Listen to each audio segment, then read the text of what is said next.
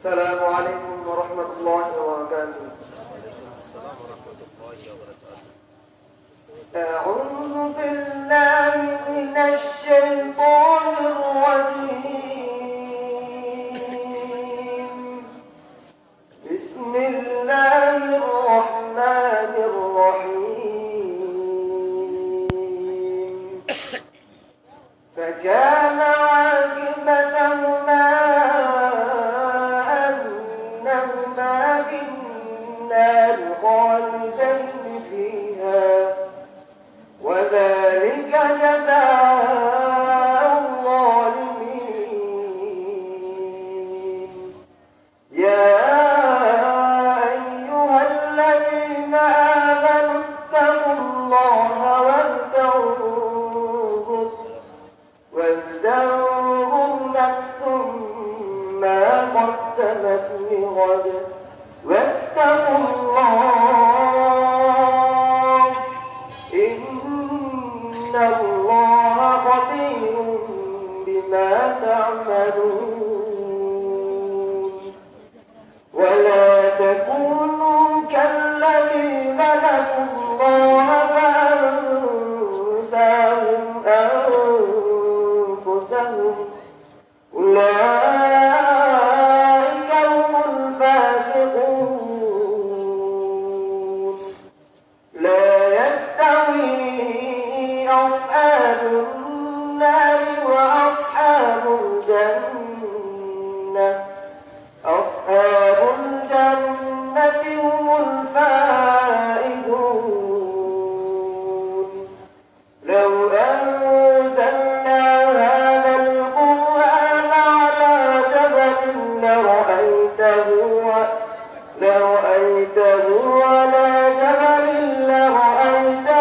خاشعا متصدعا من خشية الله. وتلك الأمثال نضربها للناس لعلهم يتذكرون. صدق الله العلي العظيم. সম্মানিত উপস্থিতি, এ পর্যায়ে ইসলামের সঙ্গীত নিয়ে আসছে আমাদের ছোট সোনারোয়া গ্রামের হযরত মাওলানা ফাইজুল কবির সিদ্দিকী সাহেবের সুযোগ্য ছেলে মাওলানা মামুনুর রশিদ, ধর্মীয় শিক্ষক, চুপার উচ্চ বিদ্যালয়। তাকে ইসলামের সঙ্গীত পরিবেশন করার জন্য আহ্বান জানাচ্ছি। আসসালামু আলাইকুম ওয়া রাহমাতুল্লাহি ওয়া বারাকাতুহু। কোন জমিনে মাটি আমার হবে গোরস্থান, কোন জমিনে মাটি আমার হবে গোরস্থান। কাদের চোখের জলে আমি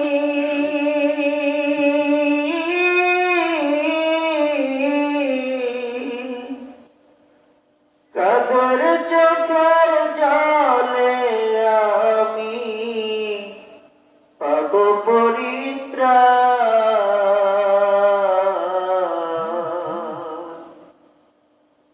কোন জমিনের মাটি আমার হবে গোরস্থান। কারায় আমায় গোসল দেবে, কে আনিবে কাপড়, কারায় আমায় কেঁদে কেঁদে সরে দেবে দাফন। কারায় আমায় গোসল দেবে, কে আনিবে কাপড়, কারায় আমায়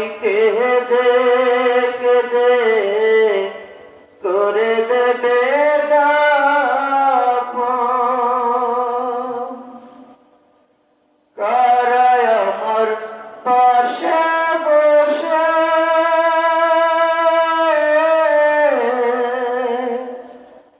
কারা আমার পাশে বসে শোনাবে কোরআন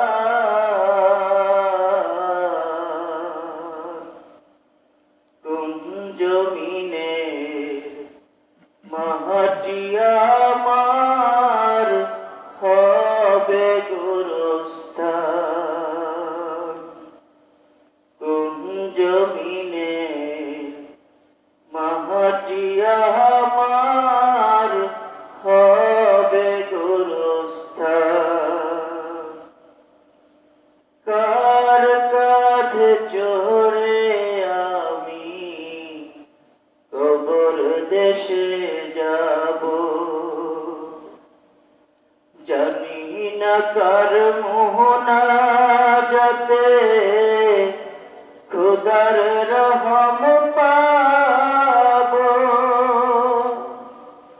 কার কাঁধে চড়ে আমি কবর দেশে যাব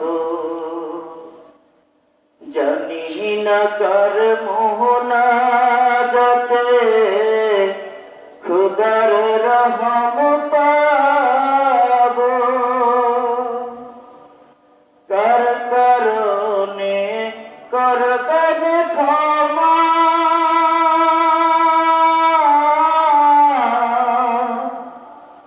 কার কারণে করবেন ক্ষমা আল্লাহ মেহেরবান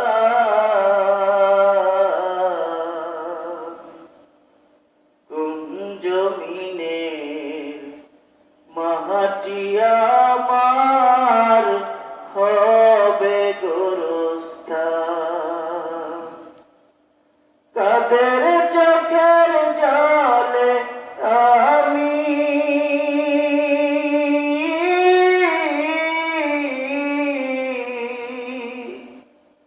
কাদের চোখের জলে আমি পাব পরিত্রাণ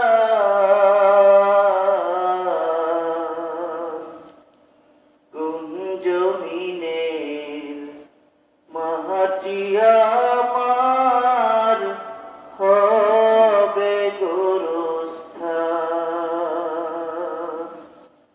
কোন জমিনে মাটি আমার হবে গোরস্থান ধন্যবাদ মামুনুর রশিদ সাহেবকে সুন্দর ইসলামী সঙ্গীত পরিবেশন করার জন্য। প্রিয় এলাকাবাসী, আপনাদেরকে বিনীতভাবে অনুরোধ করছি, আপনারা যারা এখনো এদিক সেদিক ঘোরাফেরা করছেন, বিশেষ করে দোকানে অবস্থান করছেন, আপনাদেরকে বিনীতভাবে অনুরোধ করছি আপনারা আমাদের ওয়াজ মাহফিলে চলে আসুন। এখন মূল্যবান ওয়াজ করবেন। এখন মূল্যবান ওয়াজ করার জন্য আমি বিনীতভাবে অনুরোধ করছি আন্তর্জাতিক খ্যাতি সম্পন্ন মুফাসসিরে কোরআন, আজকের বিশেষ বক্তা হযরত মাওলানা নাঈম বিন হানিফ খতিব আত্তাকওয়া জামে মসজিদ কিশোরগঞ্জ সদর, তিনিকে মূল্যবান কোরআন এবং হাদিসের আলোকে মূল্যবান আলোচনা করার জন্য আমি বিনীতভাবে অনুরোধ করছি।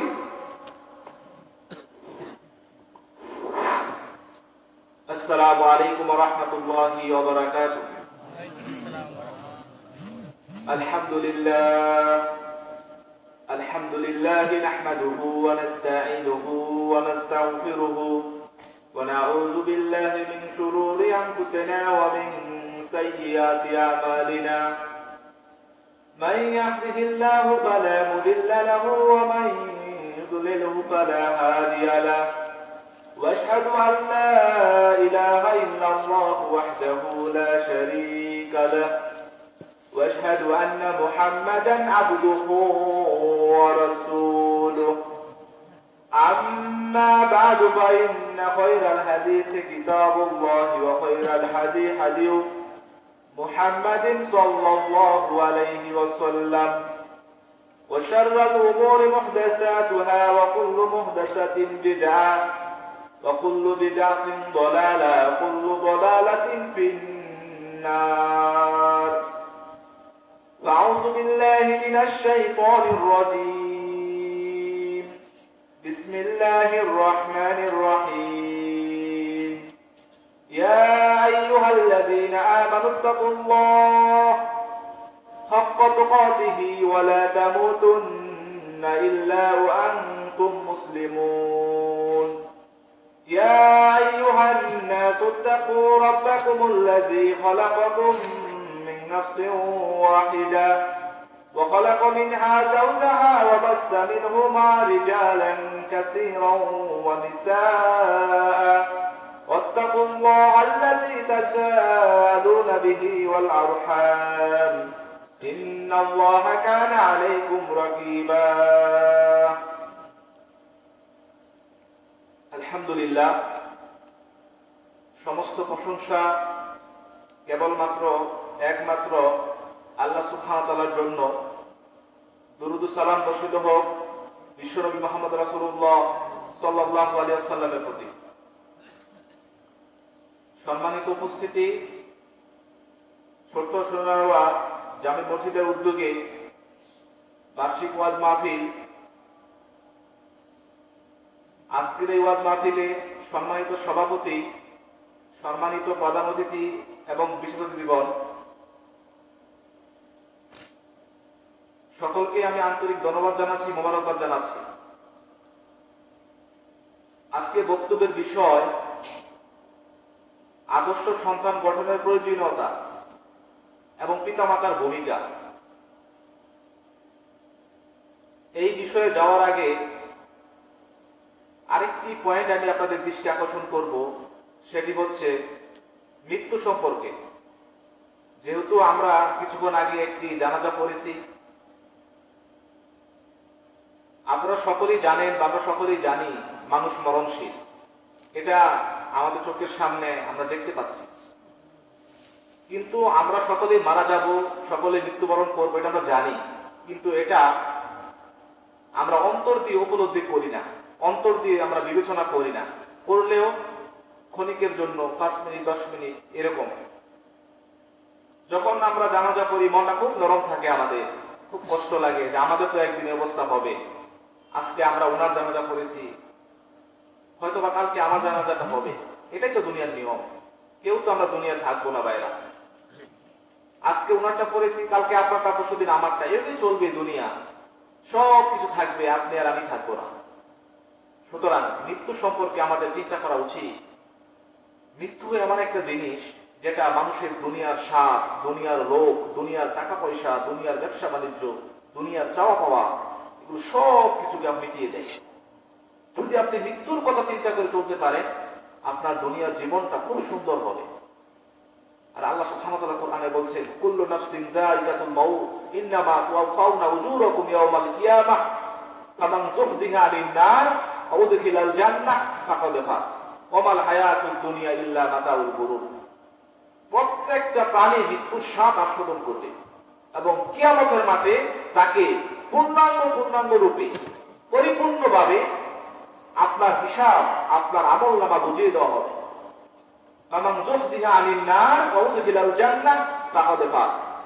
যাকে জাহান্নাম থেকে মুক্ত করে জান্নাতে প্রবেশ করানো হয়েছে, সেই হচ্ছে সফল কাজ। এবং অবাল হায়াতুদ দুনিয়া ইল্লা মাতাউল গুরুর। এই দুনিয়ার জীবন হচ্ছে একটা খেলতামাশার জায়গা। এই দুনিয়ার জীবন হচ্ছে একটি ধোঁকার জায়গা। এই দুনিয়ার জীবন হচ্ছে একটি ছলনার জায়গা। আল্লাহ সুবহানাহু ওয়া তাআলা এটাই কোরআনে বলছেন। সুতরাং এই যে আয়াতটা বললাম, এই আয়াতের দিকে যদি আমরা একটু তাকাই, আল্লাহ সুবহানাহু ওয়া তাআলা আমাদেরকে সতর্ক করেছেন যে তোমরা সকলেই মারা যাবা এবং তোমাদের সকলকে আল্লাহর সামনে কিয়ামতের মাঠে দাঁড়াতে হবে এবং সকলের আমলনামা, সকলের হিসাব দেওয়া হবে এবং যাকে জাহান্নাম থেকে মুক্ত করে জান্নাতে প্রবেশ করানো হবে, সেই হচ্ছে সফল কাম। আর এই দুনিয়ার জীবন হচ্ছে একটা খেল তামাশার জায়গা, ধোঁকার জায়গা। এই দুনিয়ার জীবন আপনাকে আমাকে ধোঁকায় ফেলতেছে। এই দুনিয়ার জীবন আপনাকে আমাকে হারাম কাজ করতে বাধ্য করতেছে। এই দুনিয়ার জীবন আপনাকে, দুনিয়াটা এমন সুন্দর করে আপনার সামনে উপস্থাপন করা হচ্ছে, শয়তানে করতেছে আপনার সামনে যে কোনো মূল্যে হোক আমার দুনিয়া লাগবে, দুনিয়ার টাকা পয়সা, দুনিয়ার বাড়ি গাড়ি, দুনিয়ার নারী, দুনিয়ার ব্যবসা সব আমার লাগবে। কিন্তু মৃত্যুকে আমরা বলে যাই, পরকালকে আমরা বলে যাই। এটা হচ্ছে আমাদের অবস্থান, এটা হচ্ছে আমাদের পরিস্থিতি। কিন্তু মৃত্যুকে যদি আমরা ভুলে যাই, আমরা কি বাঁচতে পারবো? আমরা বাঁচতে পারবো না। যখন মৃত্যুর সময় এসে যাবে, একটি সেকেন্ড এদিক করা হবে না, একটি সেকেন্ড বাড়ানো হবে না। মৃত্যুর সময় আসার সাথে সাথেই আমাদের মৃত্যুটা হয়ে যাবে। সুতরাং সম্মানিত উপস্থিতি, এই মৃত্যুর জন্য আমরা কি প্রস্তুতি গ্রহণ করেছি? এই মৃত্যুর জন্য আমরা কি নিতে পেরেছি?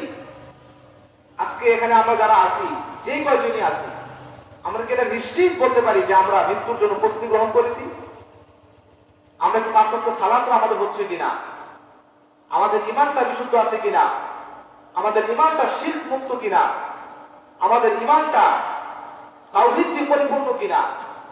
আমাদের আমলটা সুন্নাহ ভিত্তিক কিনা? আমার আখলাকটা, আমার চরিত্রটা সুন্দর কিনা? এই যে গুণগুলো বললাম, এই গুণগুলো কি আমাদের ভিতরে আছে? অথচ আমরা সকলেই সকলের জীবন নিয়ে সন্তুষ্ট। আমরা সকলেই মনে করতেছি আমি যেভাবে চলতেছি, আমি যেভাবে দুনিয়াতে টাকা ইনকাম করতেছি, হারাম হোক, হালাল হোক, সুদ হোক, ঘুষ হোক, কিস্তি হোক, ব্যাংকে থেকে লোন নিয়ে হোক, অপরকে কষ্ট দিয়ে হোক, অপরের ক্ষতি করে হোক, এই যে দুনিয়া আমার অবস্থান চলতেছে, আমরা কি মনে করতেছি যে আমরা চিরস্থায়ী দুনিয়া থাকবো? এটা আমরা মুখে বলতেছি যে না আমরা মারা যাবো, কিন্তু আমাদের অন্তর, আমাদের কার্যক্রম, আমাদের কথাবার্তা এটা প্রকাশ পায় না যে আমরা মারা যাবো। আমাদের কার্যক্রম, আমাদের চলাফেরা, আমাদের কথাবার্তা এটা স্পষ্ট হয় আমরা মারা যাব না, আমরা এই পৃথিবীতে স্থায়ী বসবাস করব। কিন্তু বিশ্বাস করেন, আপনি এটা মানলেও মারা যাবেন, না মানলেও আপনি মৃত্যুবরণ করবেন, এবং কিয়ামতের মাঠে আপনাকে পূর্ণাঙ্গভাবে, পরিপূর্ণভাবে আপনার হিসাব দিতে হবে। রাসূল সাল্লাল্লাহু আলাইহি ওয়াসাল্লাম বলছেন, মানুষ যখন মারা যাবে, যখন সে কিয়ামতের মাঠে উঠবে, তখন তাকে 5টি প্রশ্ন করা হবে। এই 5টি প্রশ্নের উত্তর না দেওয়া পর্যন্ত কোন বনি আদম একটি পা সামনে বাড়াতে পারবে না। আপনার মৃত্যু হয়ে গেছে, কিয়ামত হয়ে গেছে, কিয়ামত মাঠে বসছেন, ওটার সাথে সাথেই 5টি প্রশ্ন করা হবে। 1 নম্বর প্রশ্ন করা হবে, আন উমরিহি ফিমা আফনাহু, আপনার সারাটি জীবন আপনি কোথায় ব্যয় করেছেন? আপনি মনে করতেছেন আমি ওই দিন একটা খারাপ কাজ করেছি, এটা মনে সবাই ভুলে গেছে। দুনিয়ার মানুষ সবাই বলতে পারে, আল্লাহ বলে নাই। ফেরেশতা দিয়ে সেটা লিখে রেখেছেন, সুন্দর করে লেখা আছে, এবং কিয়ামতের মাঠে আপনাকে দেখানো হবে যে বান্দা তুমি এই খারাপ কাজটা অমুক দিন করেছিলে, তোমার কি মনে আছে? বান্দা বলে আমার তো মনে নেই। এই দেখো আমলনামা তোমার সামনে পেশ করছি, কোন দিন করেছিলাম, কোন তারিখে করেছিলাম, কেউ দেখে নাই। রাতের অন্ধকারে তুমি খারাপ কাজ করেছিলা, রুমে তালা মেরে, রুমে খিলি মেরে তুমি খারাপ কাজ করেছিলা, কেউ দেখে নাই, কিন্তু আল্লাহ দেখছে। আল্লাহ সেটা ঠিকই লিখে রেখেছে। সুতরাং কিয়ামতের মাঠে প্রথম প্রশ্ন হবে, আন উমরিহি ফিমা আফনাহু, আপনার সারাটি জীবন আপনি কোথায় ব্যয় করেছেন? আপনি কি মসজিদে এসে ব্যয় করেছেন? আপনি কি অপরের ক্ষতি করেছেন? আপনি কি ইসলাম মেনেছেন? আপনি কি ধর্ম পালন করেছেন? নাকি শুধুমাত্র মানুষ যেটা বলেছে সেটাই আপনি শুধুমাত্র শুনেছেন এবং পালন করেছেন? প্রথম প্রশ্ন করা হবে এটা, আন উমরিহি ফিমা আফনাহু ওয়া আন শাবাবিহি ফিমা আবলাহু। 2 নম্বর প্রশ্ন করা হবে, আপনার যৌবনকাল আপনি কোথায় ব্যয় করেছেন? দেখেন, প্রথম প্রশ্নে কিন্তু সারাটি জীবন চলে আসবে আপনার, তারপরে আল্লাহ সুবহানাহু ওয়া তাআলা আলাদা প্রশ্ন করবেন, তোমার যৌবনকাল তুমি কোথায় ব্যয় করেছো? কেন এটা প্রশ্ন করবেন? কারণ যৌবনকালে মানুষ সবচেয়ে বেশি খারাপ কাজ করে। তখন তার শরীরে শক্তি থাকে, তখন তার শরীরে রক্ত গরম থাকে। এই যৌবনকালটাকে যারা হেফাজত করতে পারবে, এই যৌবনকালে যারা ভালো কাজ করতে পারবে, তাদের জন্য পরকালে আরশের নিচে ছায়ার জায়গা আছে। সুবহানাল্লাহ। সেই জন্য এই যৌবনকালটা আমাদের সবচেয়ে বেশি মূল্যবান। আপনি দেখবেন আমাদের সমাজে বা এই সমাজে যারা সবচেয়ে বেশি উচ্ছৃঙ্খল, যারা সবচেয়ে বেশি খারাপ কাজ করে, তারা অধিকাংশ হচ্ছে যুবক। কারণ এই যৌবন বয়সে তারা, তাদের শরীরে রক্ত গরম থাকে, তারা খারাপ কাজ করতে বেশি উদ্বুদ্ধ হয়। সেই জন্য সম্মানিত উপস্থিতি, কিয়ামতের মাঠে 2 নম্বর প্রশ্ন হচ্ছে আপনার যৌবনকাল সম্পর্কে জিজ্ঞাসিত করা হবে। এই প্রশ্নের উত্তর থেকে আপনি বাঁচতে পারবেন না। 3 নাম্বার প্রশ্ন হচ্ছে আপনার মাল টাকা পয়সা কোথা থেকে ইনকাম করেছে। সারাটি জীবন যে আপনি টাকা পয়সা ইনকাম করলেন, সারাটি জীবন যে আপনি টাকা পয়সা দিয়ে সন্তান, বাড়ি, গাড়ি, বিবাহ শাদী, ব্যবসা বাণিজ্য সব কিছু করলেন আপনার টাকা পয়সা দিয়ে, সেটা কোন পথে ইনকাম করেছেন? সেটা কি হালাল পথে ইনকাম করেছেন নাকি হারাম পথে ইনকাম করেছেন? আল্লাহ তো আপনাকে রিজিকের ফয়সালা করে দিয়েছেন। মানুষ জন্মের 50,000 বছর আগে তার রিজিক লেখা আছে। তারপর যখন মানুষ মায়ের পেটে আসে 4 মাস 10 দিন, তখন আবার রিজিক লেখা হয়। তো যে রিজিক নিয়ে আপনি আমি টেনশনে ভুগতেছি, সেই রিজিক তো আমাদের লেখা আছে। তারপরেও এই সারাটি জীবন আপনি এই রিজিকের জন্য হারাম পন্থা বেছে নিয়েছেন। মৃত্যুর কথা চিন্তা করেন নাই, মৃত্যুকে ভুলে গেছেন, পরকালকে ভুলে গেছেন। এই যে আমাদের অবস্থা আমরা চলতেছি, সম্মানিত উপস্থিতি, এই আমাদের টাকা কোথা থেকে ইনকাম করেছি সেটা প্রশ্ন করা হবে। আজকে হয়তো আমরা ভাবতেছি আমাদের টাকা পয়সা আমরা ইনকাম করতেছি, কোনো সমস্যা নেই, আমাদের কোনো শাস্তি হচ্ছে না। এই দুনিয়ার জীবন হচ্ছে একটা পরীক্ষার কেন্দ্র। আল্লাযী খালাকাল মাউতা ওয়াল হায়াতা লিয়াবলুয়াকুম আইয়ুকুম আহসানু আমালা। আমি জীবন এবং মৃত্যু মানুষকে দান করি। কেন দেই? মানুষকে পরীক্ষা করার জন্য। কে তার কর্মে উত্তম, কে জান্নাতে যাওয়ার জন্য আমল করে, কে জাহান্নাম তৈরি করছে দুনিয়া থেকে। এই দুনিয়া হচ্ছে আপনার জন্য একটা কর্মস্থল। এই দুনিয়াতে হয় আপনি জান্নাত অর্জন করবেন, না হয় আপনি জাহান্নাম অর্জন করবেন। এর বাইরে আর কিছু নাই, এর বাইরে আর কিছু নাই। সারাটি দিন আপনি যা করতেছেন, হয় জান্নাত কামাই করতেছেন, তা না হলে জাহান্নাম কামাই করতেছেন। দুইটা অপশন, মাঝামাঝি কোনো অপশন নাই। সুতরাং সম্মানিত উপস্থিতি, এই কথাগুলো বললাম কেন? যেহেতু আমরা একটা মৃত্যু দেখেছি, আমাদের মনটা একটু হলেও নরম হয়েছে, আমারও অনেক মনটা নরম হয়ে গেছে। তো এই যে এই কথাগুলো আমরা যেন মনে রাখতে পারি, আমরা যেন এগুলো মনে রেখে চলতে পারি। 4 নাম্বার প্রশ্ন করা হবে, তুমি যে মালটা অর্জন করেছো সেটা কোথায় ব্যয় করেছো?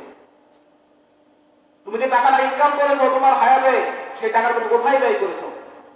আজকে দেখা যায় আমাদের টাকা ব্যয় করা অনেক মাধ্যম, অনেক পরিস্থিতি আমাদের তৈরি হয়েছে সমাজে। আমার অনেক টাকা হয়েছে, আমি বিভিন্ন বিবাহ শাদী অনুষ্ঠানে নাচ গান বক্স এটা সেটা করে লক্ষ লক্ষ টাকা উড়াচ্ছি। আমার ছেলের বিয়েতে লক্ষ লক্ষ মানুষ নিয়ে যাচ্ছি। ব্যাপারটা যে একটা অবস্থা আমাদের সমাজে চলতেছে, প্রতিটা সেকেন্ডে হিসাব আপনার আল্লাহ তাআলা নিয়ে নেবে কিয়ামতের মাঠে। আপনার 1টি টাকা কোন কাজে ব্যয় করেছেন সেটার হিসাব দেওয়া হবে। আপনি যদি 1টি টাকা দান বাঁচায় দিয়ে থাকেন, সেটার হিসাব আল্লাহ তাআলা নিয়ে নেবেন। যদি আপনি খারাপ কাজ করে থাকেন দুনিয়াতে, সেটা হিসাব হবে। এবং আপনার সারা জীবনের টাকা পয়সা আপনি কোথায় ব্যয় করেছেন সেটার হিসাব হবে। সুতরাং ভালো কাজে বেশি বেশি টাকা ব্যয় করতে হবে, মসজিদ মাদ্রাসায় বেশি টাকা দিতে হবে। আপনার 1টি টাকাও যেন কোনো খারাপ কাজে না যায়, সেটা আমাদেরকে দৃষ্টি রাখতে হবে। কারণ কিয়ামতের মাঠে বসছেন, প্রথম প্রশ্নই আপনার টাকা কোথায় ব্যয় করছেন। আপনার টাকা আপনি কোথায় খরচ করেছেন? আপনি মনে করেছেন আপনার টাকা দিয়ে আপনার ছেলে মেয়ে খারাপ কাজ করতেছে, মোবাইল কিনতেছে, ফেসবুক চালাচ্ছে, ইউটিউবে অশ্লীল খারাপ ভিডিও দেখতেছে, গেমস খেলতেছে, আপনার ছেলে আপনার টাকা দিয়ে, এটা বিচার হবে না? এই বিষয়গুলো পরে আসতেছে, আমি বলবো আপনাকে। শুধু আজকে এতটুকু মনে রাখেন যে আপনার বিচার হবে। 5 নাম্বার প্রশ্ন করা হবে, আপনি যে ইলম অর্জন করেছেন সেই ইলম অনুযায়ী আমল করেছেন কিনা। আপনি জেনেছেন 5 ওয়াক্ত সালাত ফরজ প্রতিটি মুসলিমের উপর, কিন্তু আপনি আমি সেটা আদায় করিনি। কিয়ামতের মাঠে প্রথম প্রশ্নই হবে আপনার সালাত। আপনি জানেন হজ ফরজ, আপনি জানেন যাকাত ফরজ, আপনি জানেন দান সদকা, আত্মীয় স্বজনের সাথে পিতামাতার সেবা করা এগুলো ফরজ বিধান, কিন্তু এগুলো আপনি পালন করেননি। দুনিয়ার লোভে পড়ে, দুনিয়ার চাকচিক্যে, দুনিয়ার হতাশায় ভুগে আপনি এগুলো পালন করেননি। আপনি কি মনে করেন সেগুলো ছেড়ে দেওয়া হবে? ছেড়ে দেওয়া হবে না। আপনি আমি মনে করতে হয়তো বিচার হচ্ছে না। আপনি 5 বছর আগে কোন গুনাহ করেছেন আপনার মনে থাকে না, আপনি 10 বছর আগে কোন খারাপ কাজটা করেছেন আপনার মনে নেই, কিন্তু কিয়ামতের মাঠে ওঠার সাথে সাথে আপনাকে দেখানো হবে যে বান্দা তুমি দেখো, একদম তারিখ সহ দেখানো হবে, অমুক দিন তুমি এমন খারাপ কাজটা করেছেন এমন জায়গায়। এবং কিয়ামতের মাঠে আপনার হাত আপনার বিপক্ষে সাক্ষী দিবে। আল ইয়াওমা নাখতিমু আলা আফওয়াহিহিম ওয়া তুকাল্লিমুনা আইদিহিম ওয়া তাশহাদু আরজুলুহুম বিমা কানু ইয়াকসিবুন। কিয়ামতের মাঠে আল্লাহ সুবহানাহু ওয়া তাআলা মানুষের মুখকে বন্ধ করে দিবেন। মানুষের মুখ বন্ধ কিয়ামতের মাঠে। মানুষের মুখ কিয়ামতের মাঠে কথা বলবে না। কিয়ামতের মাঠে মানুষের মুখ কথা বলবে না। কথা বলবে তার হাত, কথা বলবে তার পা, কথা বলবে তার চামড়া, কথা বলবে তার জমি। যেই জায়গায় খালি আপনি খারাপ কাজ করেছেন সেই খারাপ জায়গা আপনার বিপক্ষে সাক্ষী দিবে। যে হাত দিয়ে আপনি খারাপ কাজ করেছেন সেই হাত আপনার বিপক্ষে সাক্ষী দিবে। আল্লাহ সুবহানাহু ওয়া তাআলা বলছেন কোরআনে, যে পা দিয়ে আপনি সামনে আসবেন এগিয়েছেন খারাপ কাজ করার জন্য, সে পা আপনার বিরুদ্ধে সাক্ষী দিবে। যে চোখ দিয়ে আপনি খারাপ কিছু দেখেছেন, যে অন্তর দিয়ে আপনি কি খারাপ চিন্তা করেছেন, প্রতিটি জিনিসের হিসাব হবে এবং প্রতিটি জিনিস কি আমাদের মাঝে কথা বলবে, শুধু আপনার মুখ ব্যতীত।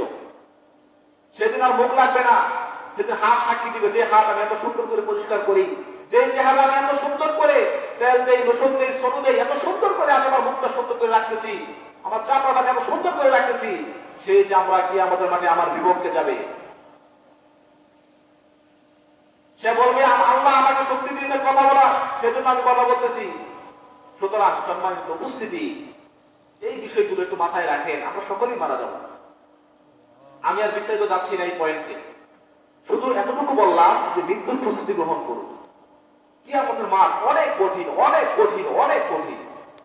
ইযাস সামাউ ফাতারাত ওয়া ইযাল কাওয়াকিবু ইনতাসারাত ওয়া ইযাল বিহারু ফুজ্জিরাত ওয়া ইযাল কুবুরু বুসিরাত আলিমাত নাফসুম মা কদ্দামাত ওয়া আখখারাত ইয়া আইয়ুহাল ইনসানু মা গাররাকা বিরাব্বিকাল কারীম আল্লাযী খালাকাকা ফাসাওয়াকা ফাআদালাক। আল্লাহ সুবহানাহু ওয়া তাআলা বলছেন, যখন আসমান ভেঙে চুরমার করে দেওয়া হবে, যখন আসমানের তারাগুলো ঝরে পড়বে, যখন সারা পৃথিবীর সমুদ্রগুলোকে একাকার করে দেওয়া হবে, তার মানে কিয়ামতের মাঠ বোঝাচ্ছে। সারা পৃথিবীর সাগরগুলোকে কিয়ামতের মাঠ বানানো হবে, যখন কবরগুলোকে উন্মোচিত করে দেওয়া হবে, যখন কবরগুলোকে খুলে দেওয়া হবে, তখন মানুষ বিক্ষিপ্ত ভাবে কিয়ামতের মাঠের দিকে দৌড়াবে, সবাই সবার আমল নামায় টেনশনে থাকবে। তখন বলছে আল্লাহ সুবহানাহু ওয়া তাআলা বলেন, ইয়া আইয়ুহাল ইনসানু মা গাররাকা বিরাব্বিকাল কারীম। হে মানুষ, তোমাকে কিসে আল্লাহ সম্পর্কে ধোঁকা দিয়েছে? হে মানুষ, তুমি বলো, এই দুনিয়ার জীবন কিসে তোমাকে ধোঁকা দিয়েছে বলো। আল্লাহ সুবহানাহু ওয়া তাআলা তোমাকে এত সুন্দর করে তৈরি করেছে, এত সুন্দর করে নাক দিয়েছে, এত সুন্দর করে হাত দিয়েছে, এত সুন্দর করে চোখ দিয়েছে, এত সুন্দর করে কান দিয়েছেন। আপনি আমি হাজার চেষ্টা করলেও একটা কান তৈরি করতে পারবো না। আপনি আমি হাজার চেষ্টা করলেও একটা হাত তৈরি করতে পারবো না। আপনি আমি হাজার চেষ্টা করলে একটা চোখ তৈরি করতে পারবো না। এত সুন্দর করে আল্লাযী খালাকাকা ফাসাওয়াকা ফাআদালাক, এত সুন্দর করে তোমাকে এত সুন্দর করে সুসজ্জিত করে এত সুন্দর চেহারা লালন তোমাকে দিয়েছে, আর সেই চেহারা দিয়ে সেই মুখ দিয়ে তুমি খারাপ কাজ করেছো। তুমি কি মনে তোমার শাস্তি হবে না? তুমি কি না মনে তোমার শাস্তি হবে না? ফাখুযু ফাগুল্লু, তাকে ধরো, তাকে বেল দিয়ে আটকাও, তাকে বন্দী করো। ইন্নাল জাহিমা সাল্লু, তাকে জাহান্নামে নিক্ষেপ করো। সুবহানাল্লাহ। সম্মানিত উপস্থিতি, এই জাহান্নামের আগুন এত কঠিন, এত কঠিন, এত কঠিন। জাহান্নামের আগুনের ৭০টি ভাগ রয়েছে। একটি ভাগ আগুন হচ্ছে দুনিয়া, দুনিয়ার আগুন। দুনিয়াতে আমরা যে আগুনটা দেখতেছি সেটা জাহান্নামের ৭০ ভাগের এক ভাগ, আর ৬৯ ভাগ আগুন আল্লাহ সুবহানাহু ওয়া তাআলা জাহান্নামের জন্য প্রস্তুত করে রেখেছেন। জাহান্নামের আগুন এত কঠিন, এক আগুন আরেক আগুনকে খেয়ে ফেলতেছে, এত কঠিন আগুন। সেই আগুনকে যদি আমাদের ভয় হয়, যদি বাঁচতে চান, যদি জান্নাতে যেতে চান, আমাদেরকে মৃত্যুর প্রস্তুতি গ্রহণ করতে হবে। মৃত্যু আমাদেরকে প্রস্তুতি গ্রহণ করতে হবে, মৃত্যুর জন্য আমাদের তৈরি করতে হবে। দুনিয়াতে অহংকার করে, ধার্মিকতা করে মানুষের ক্ষতি করে চলার চেষ্টা করবেন না। সম্মানিত উপস্থিতি, সবসময় নিজেকে একদম গোলাম মনে করবেন, কারণ আমরা সকলেই আল্লাহর গোলাম।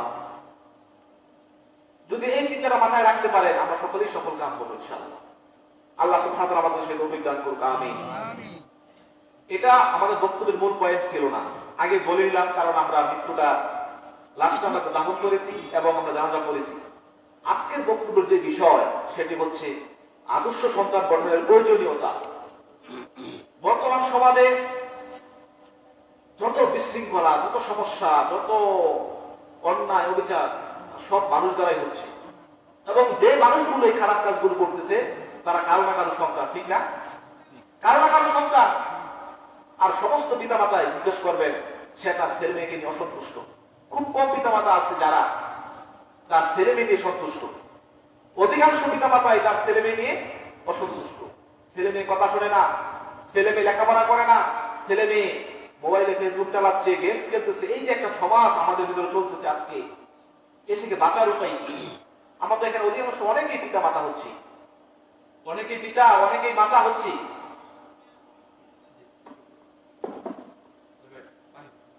সম্মানিত উপস্থিতি, আজকের ওয়াজ মাহফিলের যিনি প্রধান বক্তা ছিলেন তিনি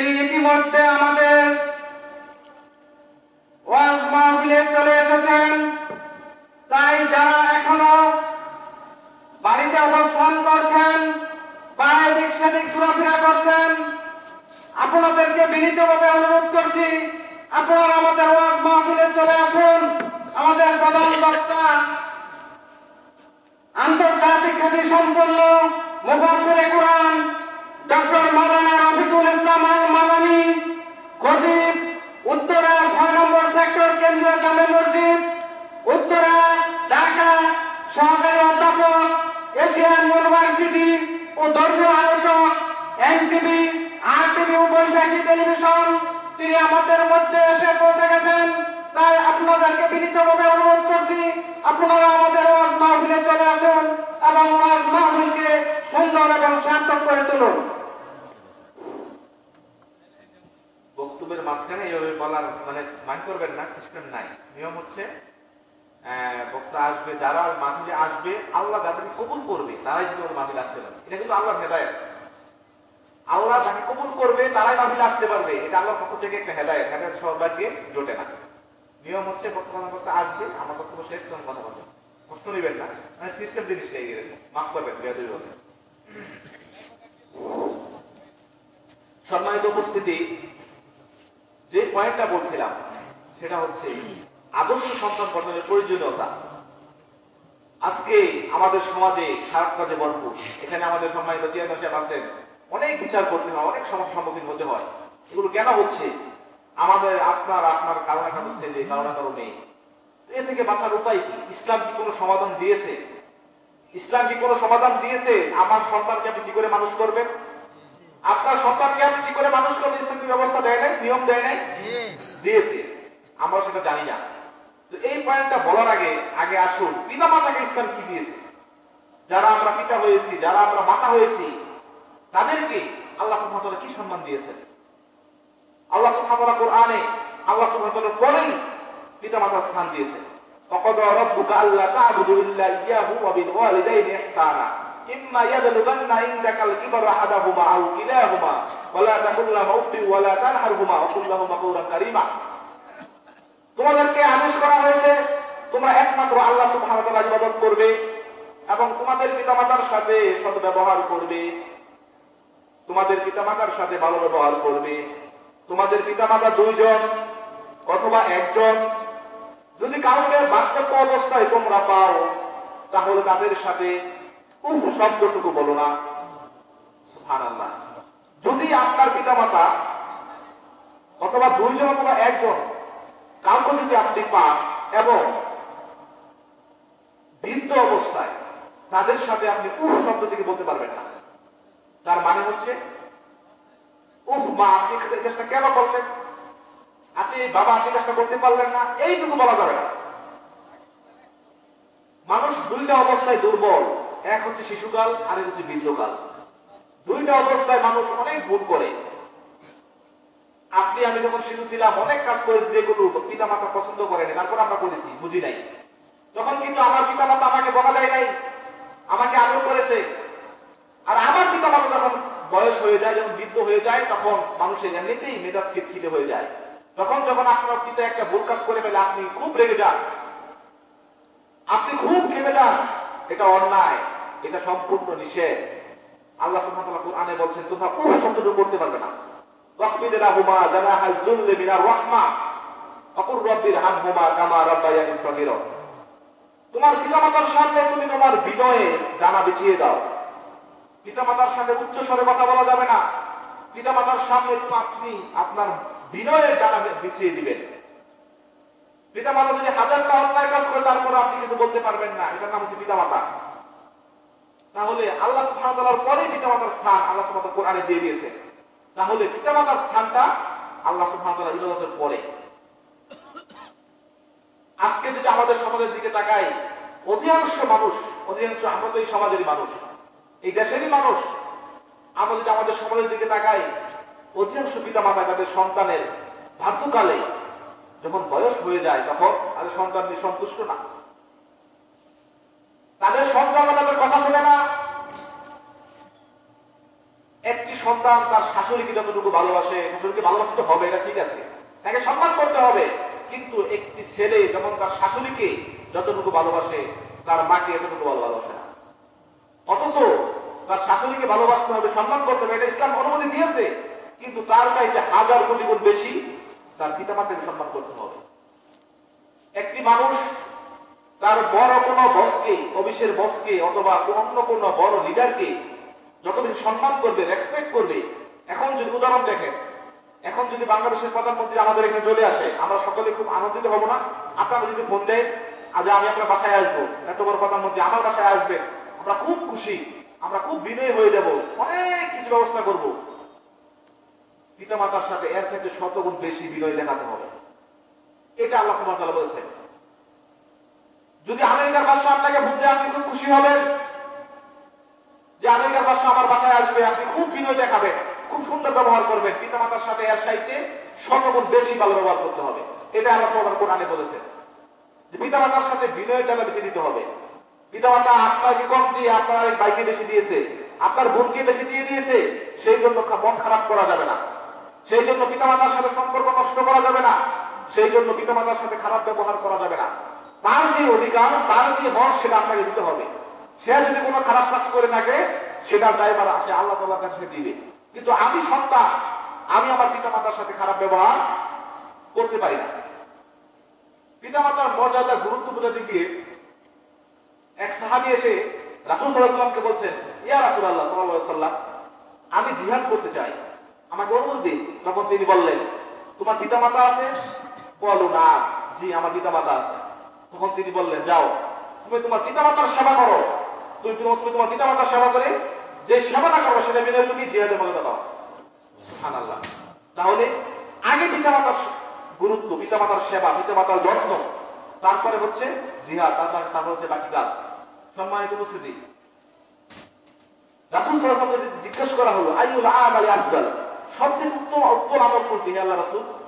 সবচেয়ে উত্তম আমল কোনটি? কোন আমল অধিক প্রিয় আল্লাহ সুবহানাহু ওয়া তাআলার কাছে? as-সালাতু লিওয়াক্তিহা। রাসূল সাল্লাল্লাহু আলাইহি ওয়াসাল্লাম বলেন, as-সালাতু লিওয়াক্তিহা, সময় মতো 5 ওয়াক্ত সালাত আদায় করা। তারপর কোনটা? বিররুল ওয়ালিদাইন, পিতামাতার সাথে সৎ ব্যবহার করা, পিতামাতার সাথে ভালো ব্যবহার করা। পৃথিবীতে সবচাইতে ভালো কাজ কোনটি? পৃথিবীতে সবচাইতে প্রিয় কাজ আল্লাহ সুবহানাহু ওয়া তাআলার কাছে এক নাম্বার হচ্ছে সময় মতো সালাত আদায় করা, 2 নাম্বার হচ্ছে পিতামাতার সাথে সৎ ব্যবহার করা, ভালো ব্যবহার করা। তাহলে পৃথিবীতে 2 নাম্বার ভালো কাজ, সেটা হচ্ছে পিতামাতার সাথে সৎ ব্যবহার করা, ভালো ব্যবহার করা। 3 নাম্বার হচ্ছে আল জিহাদু ফি সাবিলিল্লাহ, আল্লাহর রাস্তায় জিহাদ করা। এই 3টি কাজ আল্লাহ তাআলার কাছে অধিক প্রিয়। তারপরে আসে 3 ব্যক্তির দোয়া আল্লাহ সুবহানাহু ওয়া তাআলা কবুল করবেন না। 3 ব্যক্তির দোয়া আল্লাহ সুবহানাহু ওয়া তাআলা কবুল করবেন না, এবং কিয়ামতের মাঠে তার কোনো আমল কবুল করা হবে না, কোনো গ্রহণই করা হবে না। তার মধ্যে 1 নাম্বার যে ব্যক্তি, সেটা হচ্ছে পিতামাতার অবদ্ধ সন্তান। যারা পিতামাতার অবদ্ধ হয়, যারা পিতামাতাকে কষ্ট দেয়, জেনে হোক না জেনে হোক, যারা পিতামাতাকে কষ্ট দেয়, তাদের তওবা আল্লাহ সুবহানাহু ওয়া তাআলা কবুল করবেন না। আপনি 5 বার হজ করতে পারেন, আপনি 10 বার হজ করতে পারেন, কিন্তু আপনার ইবাদত আল্লাহ সুবহানাহু ওয়া তাআলা কবুল করবেন না যতক্ষণ পর্যন্ত না আপনার পিতামাতার সাথে আপনি ভালো সম্পর্ক করেন। আজকে আমরা দুনিয়াতে সবাই বরকত চাই, সবাই কল্যাণ চাই, সবাই সফলতা চাই, কিন্তু সেই সফলতা কোথা থেকে আসবে? সফলতার মাপকাঠি হচ্ছে, সফলতা পাওয়ার অন্যতম মাধ্যম হচ্ছে পিতামাতা। যদি আপনি পিতামাতার সাথে ভালো ব্যবহার করতে পারেন, যদি আপনি পিতামাতার সাথে সৎ ব্যবহার করতে পারেন, দুনিয়াতে আপনি সফল, পরকালেও আপনি সফল। দুনিয়াতে আপনার ব্যবসা বাণিজ্যে বরকত হবে, দুনিয়াতে আপনার টাকা পয়সায় বরকত হবে, দুনিয়াতে আপনার ইনকাম বৃদ্ধি হয়ে যাবে, দুনিয়াতে আপনার সমস্ত বিপদ আপদ কেটে যাবে পিতামাতার সাথে ভালো ব্যবহার করলে। আর যদি পিতামাতার সাথে আমরা খারাপ ব্যবহার করি, আমাদের দুনিয়াতেও আমাদের ধ্বংস, পরকাল আমাদের ধ্বংস। সম্মানিত উপস্থিতি, রাসূল সাল্লাল্লাহু আলাইহি ওয়াসাল্লামকে জিজ্ঞেস করা হলো, রাসূল সাল্লাল্লাহু আলাইহি ওয়াসাল্লাম বলছেন, রাগিবান ফুরজলিন, রাগিবান ফুরজলিন, রাগিবান ফুরজলিন। 3 বার কথাটা বললেন, ওই ব্যক্তির নাক ধুলায় দূষিত হয়ে যাক, ওই ব্যক্তির নাক ধুলায় দূষিত হোক, ওই ব্যক্তির নাক ধুলায় দূষিত হোক। জিজ্ঞেস করা হলো, ইয়া রাসূলুল্লাহ, কোন ব্যক্তির নাক ধুলায় দূষিত হোক? তখন তিনি বললেন, যেই ব্যক্তি তার পিতামাতাকে অথবা একজনকে বার্ধক্য অবস্থায় পেল, কিন্তু তাদের সেবা করে সে জান্নাত কিনতে পারলো না, তার নাক ধুলায় দূষিত হোক। সুবহানাল্লাহ। তাহলে পিতামাতা হচ্ছে আমাদের জান্নাত, পিতামাতা হচ্ছে আমাদের জাহান্নাম। যদি এই দুনিয়াতে থাকি আমরা পিতামাতার সেবা করতে পারি, যদি এই দুনিয়াতে থাকি আমরা পিতামাতার মঙ্গল করতে পারি, পিতামাতার কল্যাণ করতে পারি, পিতামাতার সাথে ভালো ব্যবহার করতে পারি, এর বিনিময় হচ্ছে জান্নাত। আর যদি আমরা দুনিয়া থাকি পিতামাতাকে কষ্ট দিয়ে থাকি, পিতামাতাকে আঘাত দেই, যে কোনো কারণেই হোক, সেটার ফলাফল কিন্তু জাহান্নাম। রাসূল সাল্লাল্লাহু আলাইহি ওয়াসাল্লাম বলছেন পিতামাতার পায়ের নিচে জান্নাত। সুতরাং যদি আপনার চিন্তা থাকে পরকাল, যদি আপনার টার্গেট থাকে জান্নাত, তাহলে দুনিয়া চাওয়া পাওয়া, দুনিয়ার সমস্যা, সেগুলো সব দেখবেন আস্তে আস্তে কেটে যাবে। আর যদি আপনার টার্গেট থাকে পরকাল দুনিয়া, তাহলে সেই সমস্যা কোনোদিনও শেষ হবে না। এই দুনিয়াতে মানুষের চাওয়া কোনোদিন শেষ হবে না, ততক্ষণ পর্যন্ত আলহাকুমুত তাকাসুর হাত্তা যুরতুমুল মাকাবির, প্রাচুর্যের প্রতিযোগিতা তোমাদেরকে লিপ্ত করে রেখেছে। দুনিয়ার টাকা পয়সা, দুনিয়ার লোভ তোমাদেরকে লিপ্ত করে রেখেছে। যতক্ষণ পর্যন্ত তোমাদের উপরে কবর না আসবে, মানে কবরের মাটি যতক্ষণ পর্যন্ত আমাদের উপরে না আসবে, আমাদের চাওয়া শেষ হবে না, এটা বলা হচ্ছে। সুতরাং এই দুনিয়ার লোভে পড়ে, এই দুনিয়ার চাকচিকের কারণে যারা আমরা পিতামাতায় কষ্ট দিচ্ছি, আপনি মনে রাখবেন আপনার দুনিয়া ধ্বংস, পরকাল ধ্বংস। কারণ পিতামাতায় আমাদের জন্য রহমত, পিতামাতা আমাদের জন্য বরকত। পিতামাতা আপনাকে আমায় কত কষ্ট করে লালন পালন করেছে। আপনি যখন শীতের রাত্রিতে বারবার প্রস্রাব করে দিতেন, ভিজা অংশে আপনার মা শুইত, আপনাকে শুকনো অংশে রাখতো, আপনি ভুলে গেছেন। আর আজকে আপনি সামান্য দুনিয়ার লোভে করে পিতামাতাকে ভুলে গেছেন, পিতামাতাকে কষ্ট দিচ্ছেন। স্ত্রী সন্তানকে খুব ভালোবাসতেন আপনি আপনার সন্তানকে যে পরিমাণ ভালোবাসতেছেন, আপনার মাও আপনাকে সেই পরিমাণ ভালোবাসছে, বরং জাতিতে বেশি ভালোবাসছে। এখন তো আমাদের কত আধুনিক ব্যবস্থা, আমাদের কারেন্ট আছে, ফ্যান আছে, গ্যাস আছে, কিন্তু আমাদের মায়েরা, আমাদের দাদারা, আমাদের দাদিরা সেটা পায়নি। আমাদের দাদিরা সেটা পায়নি। তারা অনেক কষ্ট করে সন্তান মানুষ করেছে। 10টা 12টা 15টা সন্তান ছিল কারো কোনো পিতা মাতার, এরপরও তারা কোনো সন্তানকে কষ্ট দেয়নি। আজকে আমরা সম্মানিত উপস্থিতি সামান্য দুনিয়ার লোভে পড়ে অন্য মানুষের পরামর্শে পিতামাতার সাথে আমরা খারাপ ব্যবহার করতেছি। যারা এখনো পিতামাতার সাথে খারাপ ব্যবহার করতেছেন, যদি বাঁচতে চান এখনই আজকে বাড়িতে গিয়ে পিতামাতার পা ধরে কান্না করবেন। শোনো, যদি বরকত চান, যদি দুনিয়াতে টাকা পয়সা চান, যদি দুনিয়াতে কল্যাণ চান, যদি দুনিয়াতে আপনি বাদশা রাজা হতে চান, পিতামাতার সাথে সম্পর্ক ভালো করতে হবে। এর বিকল্প কোনো ব্যবস্থা নেই। যারা পিতামাতার সাথে খারাপ ব্যবহার করবে, তাদের দুনিয়া ধ্বংস, পরকালও ধ্বংস। তারপর আছে রাসূল সাল্লাল্লাহু আলাইহি ওয়াসাল্লাম বলছেন, মানা হাক্কুন নাস বিহুসনি সাহাবাতি। এক সাহাবী এসে রাসূল সাল্লাল্লাহু আলাইহি ওয়াসাল্লাম বলছেন, হে আল্লাহর রাসূল, সবচেয়ে বেশি ভালো ব্যবহার আমি কার করব? কার সাথে আমি ওই দুনিয়াতে সবচেয়ে বেশি ভালো ব্যবহার করব? এই দুনিয়াতে আমাদের সবচেয়ে বেশি ভালো ব্যবহার পাওয়ার হকদার কে? রাসূল বলছেন সাল্লাল্লাহু আলাইহি ওয়াসাল্লাম, ক্বালা উম্মু, ক্বালা সুম্মা মান, ক্বালা উম্মু, ক্বালা সুম্মা মান, ক্বালা উম্মু, ক্বালা সুম্মা মান, ক্বালা আবুকা। যখন রাসূল বলছেন তোমার মা, ওই সাহাবী আবার জিজ্ঞেস করলেন তারপর কে? তারপর তোমার মা ভালো ব্যবহার হকদার বেশি, তারপর কে? তারপর তোমার মা, তারপর কে? তারপর তোমার মা। 3বার বলা হয়, 4বারের মাথায় বলছেন তোমার পিতা। তাহলে এই পৃথিবীতে সবচাইতে বেশি ভালো ব্যবহার কার সাথে করবেন? মার সাথে। 1 নাম্বার, প্রথম স্তর। 2 নাম্বার মা, 3 নাম্বার মা। 3বার শুধু বলা হচ্ছে তোমার মায়ের সাথে পৃথিবীতে সবচেয়ে বেশি ভালো ব্যবহার করবে। 4 নাম্বার তোমার পিতা। তার মানে পিতামাতাই প্রথম যে 4 শ্রেণীর মানুষের সাথে ভালো ব্যবহার করবেন, পুরাটাই পিতামাতার দখলে। সুতরাং আজকে থেকে, এখন থেকে আপনি আমি চিন্তা করি যে এই পৃথিবীতে কার সাথে আমি সবচেয়ে বেশি ভালো ব্যবহার করি, পিতামাতার সাথে না অন্য কারোর সাথে? নিজেকে নিজে প্রশ্ন করুন। যদি আমরা নিজেকে নিজে প্রশ্ন করতে পারি, তাহলে আমরা উত্তর পেয়ে যাব যে আমরা কার সাথে সবচেয়ে বেশি ভালো ব্যবহার করি। যদি পিতামাতার সাথে সবচেয়ে বেশি ভালো ব্যবহার না করে থাকি, আজকে থেকে পরিবর্তন হতে হবে। আজকে যদি পরিবর্তন না হতে পারি, তাহলে আমাদের ভাগ্যে দুনিয়াতেও কষ্ট আছে এবং পরকালেও কষ্ট আছে। সম্মানিত উপস্থিতি, 2 নাম্বার পয়েন্ট, এটা গেল পিতামাতার সম্মান, পিতামাতার গুরুত্ব, পিতামাতার মর্যাদা। তার মানে আল্লাহ সুবহানাহু ওয়া তাআলা কিন্তু পিতামাতাকে অনেক সম্মান দিয়েছে না? অনেক সম্মান দিয়েছে, এবং আল্লাহ সুবহানাহু ওয়া তাআলার পরে পিতামাতার স্থান। তার মানে পিতামাতা, আমরা যারা পিতা আছি, আমরা যারা মাতা আছি, আমাদের ভাবতে হবে আমাদেরকে আল্লাহ সুবহানাহু ওয়া তাআলা এত সম্মান দিয়েছে, এত গুরুত্ব দিয়েছে, এত মর্যাদা দিয়েছেন, আমাদের করে শুধুমাত্র পিতা হলাম, শুধুমাত্র মাতা হলাম, আমার দায়িত্ব কি শেষ? আমাদের করণীয় নাই? সেই দিকে আমরা আসতেছি। 2 নাম্বার পয়েন্ট হচ্ছে পিতামাতার দায়িত্ব। একটি আদর্শ সন্তান আপনি কি করে গঠন করবেন? এখন তো সন্তান জন্ম হচ্ছে, সন্তান বড় হচ্ছে, মানুষ হচ্ছে, চাকরি করতেছে, ব্যবসা করতেছে, বিয়ে করতেছে, আবার সে বুড়া হচ্ছে, মারা যাচ্ছে। এটা হচ্ছে আমাদের জীবন। কিন্তু যারা পিতা হচ্ছেন, যারা মাতা হচ্ছেন, তাদের যে দায়িত্ব আছে এটা আমরা ভুলে যাই। আপনি চাকরি করেন, আপনি ব্যবসা করেন, এটা আপনার দায়িত্ব, নিয়মিত আপনাকে অফিস করতে হবে। এটা হচ্ছে আপনার দুনিয়াবী দায়িত্ব চাকরির ক্ষেত্রে। কিন্তু আল্লাহ সুবহানাহু ওয়া তাআলা যে আপনাকে সন্তান দিয়েছে সেটা তো আপনার একটা দায়িত্ব। সেই দায়িত্ব আমরা কতটুকু পালন করি? মানুষ পিতামাতার মানে মানুষ সন্তানের পিতামাতা হয় কিসের মাধ্যমে? বিবাহের মাধ্যমে, তাই না? আজকে যদি আমরা আমাদের বিবাহের দিকে তাকাই, প্রথম পয়েন্ট এটা আদর্শ সন্তান গঠনের 1 নাম্বার পয়েন্ট হচ্ছে বিবাহ। বিবাহ ছাড়া কেউ পিতামাতা হতে পারে না, আমাদের সমাজে পারে না। তার মানে প্রথম শর্ত হচ্ছে বিবাহ লাগবে। আদর্শ সন্তান গঠন করতে হলে প্রথম শর্ত হচ্ছে বিবাহ।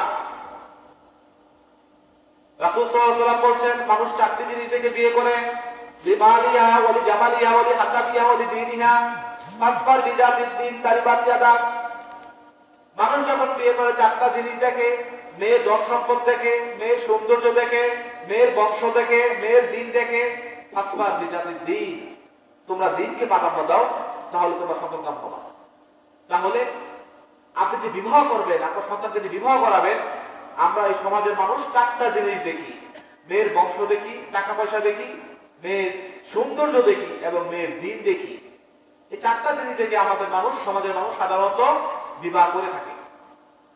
কিন্তু রাসূল বলছেন সাল্লাল্লাহু আলাইহি ওয়াসাল্লাম, তোমরা দিনকে প্রাধান্য দাও।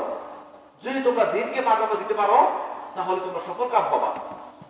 আজকে যদি আমাদের সমাজের দিকে আমরা তাকাই, আমরা যারা বিবাহ করেছি এবং যারা আমাদের ছেলেদেরকে বিবাহ করাবো, আমরা কতজন দিনকে প্রাধান্য দিয়েছি বলেন? আমরা কতজন দিনকে প্রাধান্য দিয়েছি? আমরা মেয়ের টাকা দেখি, এটা দেখেন সমস্যা নাই। আমরা মেয়ের ধন সম্পদ দেখি, সেটা দেখেন সমস্যা নাই। আমরা মেয়ের সৌন্দর্য দেখি, আপনি দেখেন সমস্যা নাই। আমরা মেয়ের বংশ দেখি, এটা দেখেন সমস্যা নাই। কিন্তু এটি দেখার পাশাপাশি আপনাকে দিনটা দেখতে হবে। আপনার দিনটা দেখা হচ্ছে মেন কমন জিনিস, যেন দিন। কিন্তু আজকে দেখা যায় আমাদের সমাজে আমরা দিনকে ভুলে গিয়ে মেয়ের সৌন্দর্য দেখি, মেয়ের টাকা পয়সা দেখি, মেয়ের বংশ দেখি, মেয়ের লেখাপড়া লেখাপড়া করছে তা দেখি। এগুলো আপনি দেখতে পারেন, সমস্যা নাই, কিন্তু আপনি দিনকে ভুলে গেছেন। আমাদের সমস্যা হচ্ছে আমরা দিনকে ভুলে গেছি। সবাই এদিকে নজর দেন। সম্মানিত উপস্থিতি, আলোচনা প্রতিদিন হবে না, কালকে চেষ্টা করবো এরকম একটা মাঝির ব্যবস্থা আমরা করতে পারবো না। জীবনে অনেকটি সময় আমরা ব্যয় করেছি এই দুনিয়ার পিছনে ছুটে। আজকে মাহফিল, আজকেও যদি আমরা এই একই কাজ করি, কখন আমরা পরিবর্তন হব? এই ওয়াজ মাহফিলের উদ্দেশ্য কি? মানুষকে পরিবর্তন করা, মানুষকে নসিহা করা, মানুষকে দিনের পথে ফিরিয়ে নিয়ে আসা, এটাই মাহফিলের উদ্দেশ্য। সুতরাং মানুষ 4টা জিনিস দেখে বিয়ে করে। আজকে আমাদের সমাজে আপনি আমি কি দেখে বিয়ে করি বলেন তো? আপনি যারা বিবাহ করেছেন তারা কি দেখে বিবাহ করেছেন? যারা বিবাহ করাবে কি দেখে বিবাহ করে? কতজন আমরা আছি যে আমরা মেয়েটা পর্দা করে কিনা আমরা দেখি? কতজন আমরা আছি যারা মেয়েটা কোরআন করতে পারে কিনা আমরা দেখি? কতজন আমরা আছি মেয়েটা ঠিক মতো 5 ওয়াক্ত সালাত করে কিনা আমরা দেখি? কতজন আমরা দেখি মেয়ের পিতামাতা ঠিক মতো সালাত করে কিনা, মেয়ের পিতামাতা দিনদার কিনা? এইগুলো তো আমরা দেখি না। অথচ রাসূল বলছেন, তোমরা দিনকে প্রাধান্য দাও, তোমরা দিন থেকে বিয়ে করো। দিনের পাশে যদি টাকা থাকে সমস্যা নাই, যদি বংশ ভালো থাকে সমস্যা নাই, যদি সৌন্দর্য থাকে সমস্যা নাই, কিন্তু দিনটা লাগবে। আজকে আমরা দিন বাদ দিয়ে মেয়ে টাকা দেখি, ধন সম্পদ দেখি, সৌন্দর্য সব দেখি। শুনেন, আমাদের ধ্বংস হওয়ার পিছনে, একটা সন্তান খারাপ হওয়ার পিছনে প্রথম যে কারণ সেটা হচ্ছে বিবাহ। আপনি যদি আপনার স্ত্রী নির্বাচনে ভুল করেন, যদি আপনি দিনদার স্ত্রী না নিয়ে আসতে পারেন, যদি আপনি নেককার স্ত্রী না নিয়ে আসতে পারেন, পশ্চিমকালে আপনার স্ত্রীর কাছ থেকে নেককার সন্তান আশা করা যায় না। আজকে দেখবেন একটা চোরও চায়, একটা ডাকাতও চায় আমার সন্তানটা ভালো হোক, চায় না? এটা সকলের চাওয়া যে আমার সন্তানটা আমার মতো না হোক, খারাপ না হোক, ভালো হোক। কিন্তু এই যে আমরা চাই আমার সন্তানটা ভালো হোক, সেটার জন্য করণীয় কি? করণীয় আমরা কেউ জানি না, কেউ বোঝার চেষ্টাও করি না, মানার চেষ্টাও করি না। হুজুর বলতে বলুন, আমরা মানবো না। এই যে আমাদের পরিস্থিতি, তাহলে তো আপনি ধ্বংস হবেন, তাহলে তো আপনি ক্ষতিগ্রস্ত হবেন। একটা সন্তান যখন ভালো হয় তখন সেটা সারা পরিবারের সুনাম, সারা সমাজের সুনাম, সারা দেশের সুনাম। আর যখন একটা সন্তান খারাপ হয়, সারা পৃথিবীর বদলাম, সারা দেশের বদলাম, সমাজের বদলাম, পরিবারের বদলাম, পিতামাতার বদলাম। আমরা সকলে যে আমাদের পিতামাতা ভালো, আমাদের সন্তানরা ভালো হোক, কিন্তু ভালো হওয়ার মাধ্যম কি? ভালো হওয়ার সিস্টেম কি? প্রথম সিস্টেম হচ্ছে বিবাহ। তাহলে আমাদেরকে বিবাহটা করতে হবে দিন থেকে। ফাসবার বিদাতি দিন কালিমা দিয়া দাও। তোমরা দিনকে প্রাধান্য দাও। যদি তোমরা দিনকে প্রাধান্য না দাও তাহলে তোমরা ক্ষতিগ্রস্ত হবা। তাহলে আমরা যারা বিবাহ করে ফেলেছি, তারপর গেছি, আমরা এখন আমাদেরকে সন্তুষ্ট, আমাদেরকে এখন সংশোধন হতে হবে। যে ভুলগুলো আমরা করেছি সেই ভুলগুলো থেকে ফিরে আসতে হবে। আমাদেরকে আমাদের স্ত্রীদেরকে সুন্দর করে বোঝাতে হবে, আমাদের সন্তানগুলিকে বোঝাতে হবে যে ইসলাম কি, দিন কি।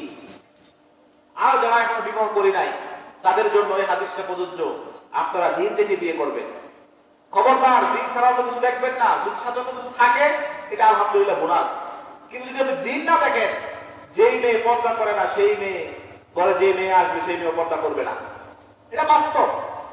আজকে আমাদের সমাজের দিকে তাকান, প্রতিটা পরিবারে, যেই পরিবারে পর্দা নেই তার মা পর্দা করে না, যেই পরিবারের মেয়েটা পর্দা করে তার মা পর্দা করে না, যেই পরিবারের মেয়েটা নামাজ পড়ে তার পিতামাতা নামাজ পড়ে না, যেই পরিবারের সন্তানটা সিগারেট খাচ্ছে তার পিতামাতা সিগারেট খাচ্ছে। এটা আমাদের সমাজের পরিস্থিতি। আপনি একটু গবেষণা করেন, একটু তাকিয়ে দেখেন, মিলিয়ে দেখেন, প্রায় 90% মিলে যাবে। সুতরাং আপনার স্ত্রী যদি দিনদার না হয়, আপনার স্ত্রী যদি স্টার জলসা দেখে, আপনার স্ত্রী যদি টিভি দেখে, নাটক সিনেমা দেখে, আপনার সন্তানও দেখবে। আপনার স্ত্রী যদি ভারতীয় সিরিয়ালের জন্য জীবন দিয়ে দেয়, আপনার সন্তানও দিয়ে দিবে। সুতরাং একটি সন্তান এটা আপনার বরদাস। আপনি মারা যাওয়ার পরেও আপনার সন্তান হয় আপনাকে ভালো কিছু দিবে, নাহলে আপনাকে খারাপ কিছু দিবে। মানুষ যখন মারা যায় তখন তার সমস্ত আমল বন্ধ হয়ে যায়, 3টা আমল চালু থাকে। আপনি আজকে মারা গেছেন, আপনার সমস্ত আমল বন্ধ হয়ে গেছে 3টা আমল ছাড়া। 1 নাম্বার হচ্ছে ওয়ালাদুন সালেহ, নেক সন্তান। এই দুনিয়াতে যদি আপনি নেক সন্তান রেখে যেতে পারেন, কবরে শুয়ে থেকে আপনি সেটা নেকি পাবেন। আপনার সন্তান যদি একবার সূরা ফাতিহা পাঠ করে সেটা নেকি আপনি পাবেন। কেন? আপনি আপনার সন্তানকে দিনদার বানিয়েছেন, নামাজি বানিয়েছেন। আপনার সন্তান যদি 5 ওয়াক্ত নামাজ পড়ে সেটার ফল আপনি কবরের মধ্যে থেকে পাবেন। কবরে আপনার আযাব হালকা হয়ে যাবে। আর যদি আপনি দিনদার সন্তান তৈরি করতে না পারেন, যদি ব্যর্থ হন, আপনি মারা যাওয়ার পরে আপনার সন্তান যতটুকু খারাপ কাজ করবে সব খারাপ কাজের ভাগ আপনি কবরে বসে থেকে পেতে থাকবেন, এবং আপনার শাস্তি ডাবল হয়ে যাবে, বেশি হয়ে যাবে। সুতরাং আমাদেরকে বাঁচতে হবে, বাঁচার কোনো বিকল্প নেই। সন্তানকে ভালো সন্তান তৈরি করা ছাড়া কোনো বিকল্প নেই। সুতরাং আমাদেরকে প্রথম যে পয়েন্ট বিবাহ, সেটা আমাদেরকে গুরুত্ব দিতে হবে। আপনি হঠাৎ করে বিয়ে করবেন একটা পর্দাশীল মহিলা, সমাজের মানুষ মানবে না। সমাজের মানুষ বলবে আমরা ইসলাম মানি, প্র্যাকটিস করি, কিন্তু যখন কোনো বাড়িতে হঠাৎ করে একটা পর্দার ব্যবস্থা করা হয়, দেখবেন সমাজের মানুষ টিটকারি পারবে, দেখছি সে হুজুর হয়ে গেছে, সারা জীবন খারাপ কাজ করেছে, এখন সে তার বউকে পর্দা করায়। এটা কিন্তু আমাদের সমাজের মানুষ বলে না? এটা কিন্তু বলে। বিশ্বাস করেন, মানুষ ভালো হবে না, যারা ভালো হবে তাদেরকে বাধা দিবে। আপনি প্রস্তুত থাকেন জাহান্নামের জন্য, আপনার শাস্তির জন্য প্রস্তুত থাকেন। আজকে যদি মারা যান, আজকে আপনার শাস্তি শুরু হবে। আপনি কি মনে করেছেন আপনি নিজে দিন প্র্যাকটিস করবেন না, আবার অন্যজনকে বাধা দিবেন? আপনি এতে গাফিল হবেন না। যারা এখনো দিন প্র্যাকটিস করতেছেন না, স্বয়ংসম্পূর্ণভাবে তারা গাফিল হবেন না, তারা কষ্ট নেবেন না। আজকে থেকে শুরু করুন।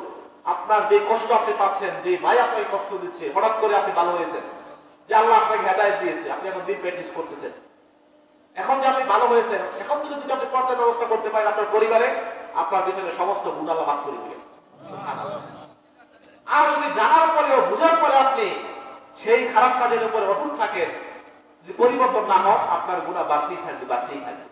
সুতরাং যারা এখন বিয়ে করে ফেলেছেন, সন্তান হয়ে গেছে, সন্তানকে 10 বছর হয়ে গেছে, আমরা কিছু করতে পারি নাই, বড় হয়ে গেছে, কিছু করতে পারি নাই, আজকে থেকে বোঝার চেষ্টা করুন। যাদের বয়স 60 হয়ে গেছে, যাদের বয়স 70 হয়ে গেছে, বোঝার চেষ্টা করুন। সন্তান না পাবো, আপনি বুঝান। তারপর তো আপনি কি আমাদের বলতে পারবেন, আল্লাহ আমি আগে বুঝি নাই, আমি আগে হাদিসগুলো শুনি নাই, বুঝি নাই, কিন্তু এই ওয়াজের পর থেকে আমি শুনেছি, কিন্তু আজকের পর থেকে আমি এটা মানার চেষ্টা করেছি।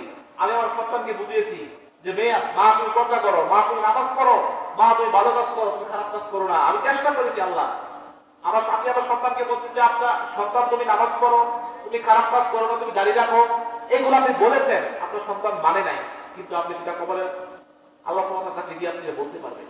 আর যদি আপনি নাই বলেন, নাই প্র্যাকটিস করেন, কি বলবেন? সুতরাং প্রথম যে শর্ত সেটা হচ্ছে আদর্শ সন্তান গঠনে বিবাহ।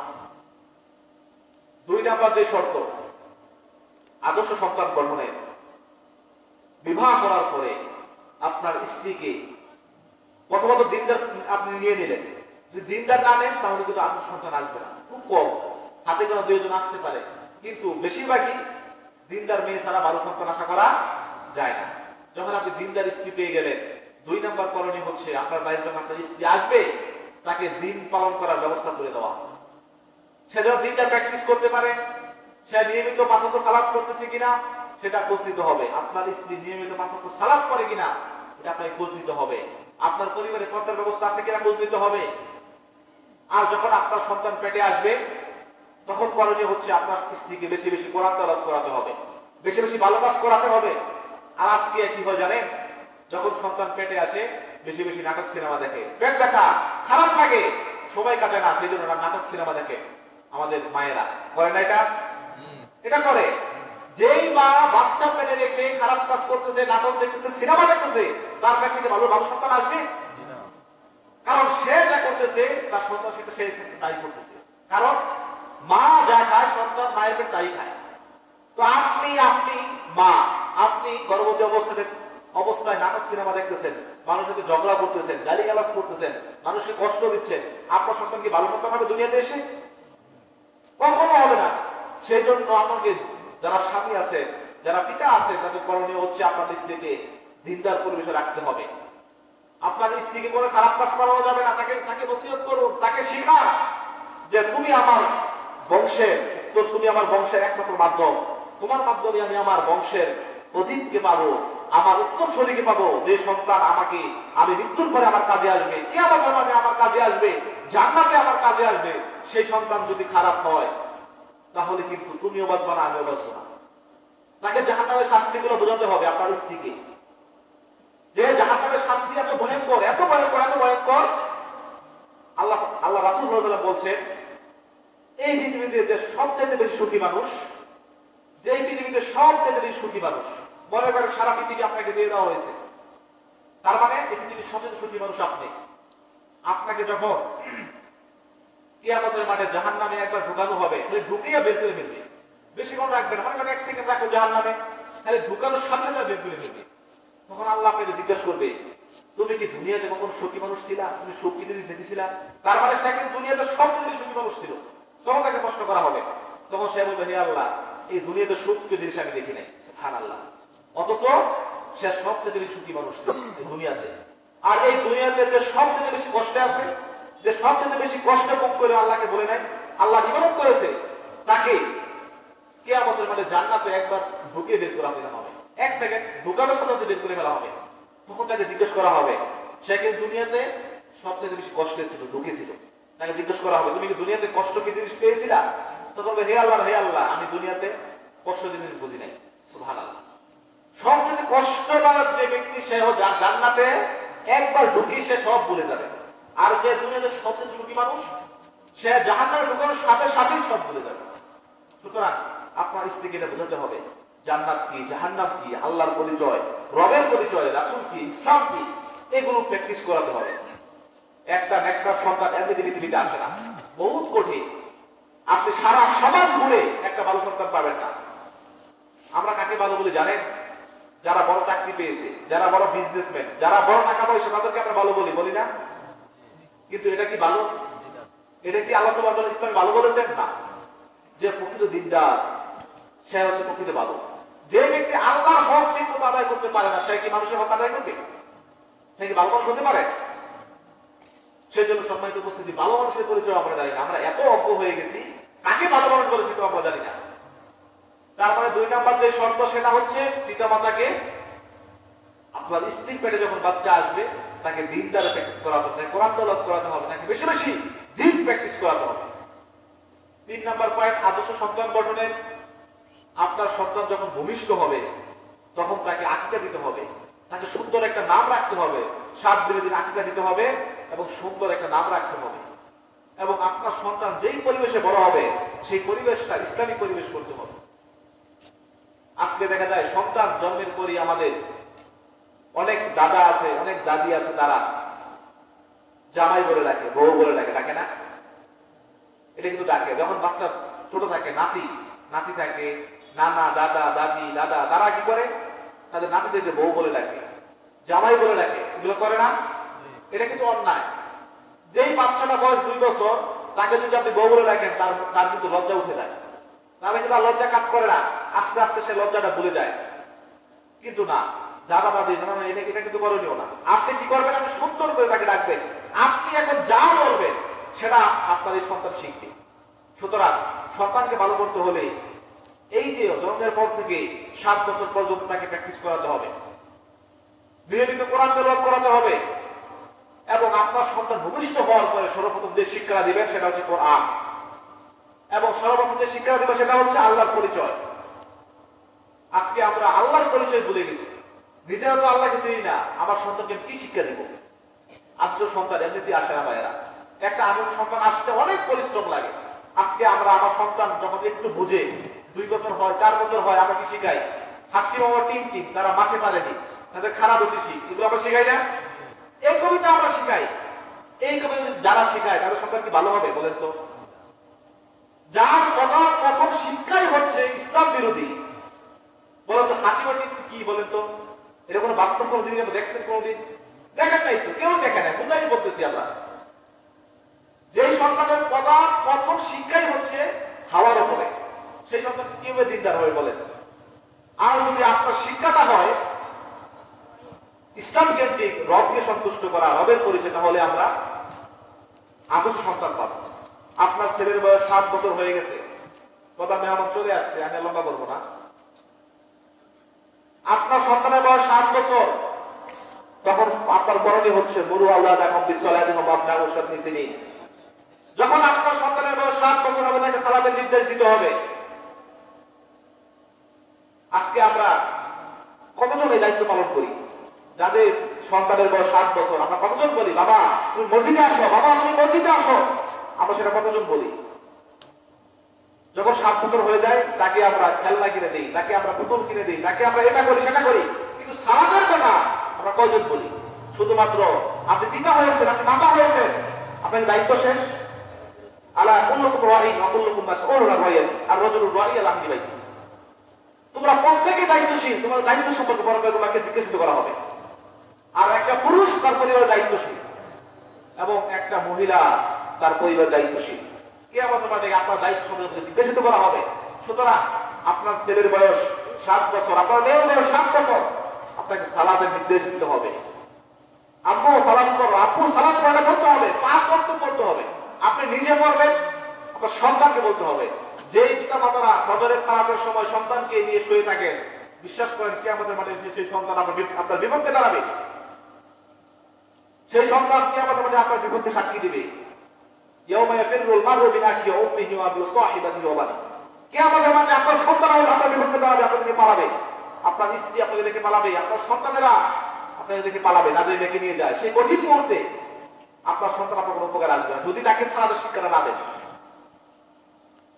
এবং আপনার ছেলের বয়স যখন 10 বছর হবে তখন তাকে সালাতের জন্য প্রহার করতে হবে, তাকে মারতে হবে, তাকে হালকা মারতে হবে। একটা সন্তানের বয়স 10 বছর, 12 বছর, 15 বছর সে সালাত করে না, এটার জন্য পিতা মাতা দায়ী।